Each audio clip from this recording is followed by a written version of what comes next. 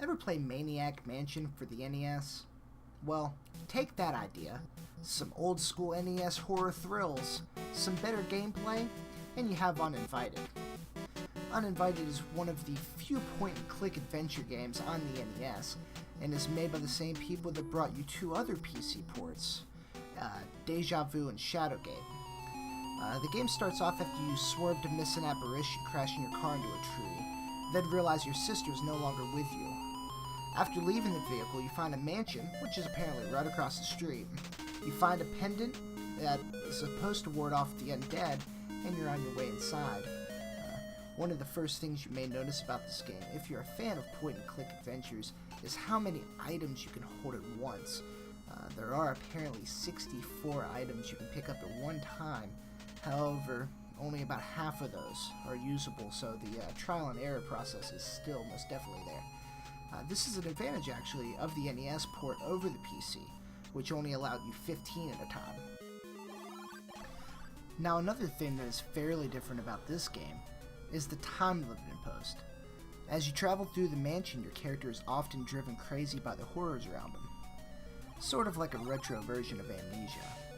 Take too long, and it's game over. Well, sort of.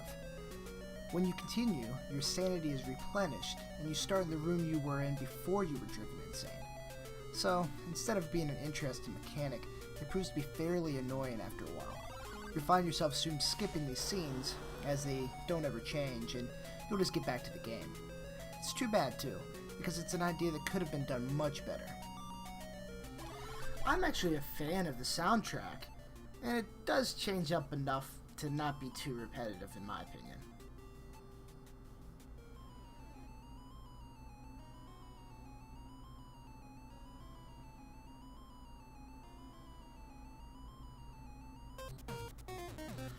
All in all, there are plenty of puzzles to solve, ghosts to get rid of, and all of that fun stuff. But I warn you now, you are either in for a long journey of trial and error, or a night reading a fact. This game is not easy. I played it for about an hour and a half. I made some pretty good progress. I haven't figured out everything.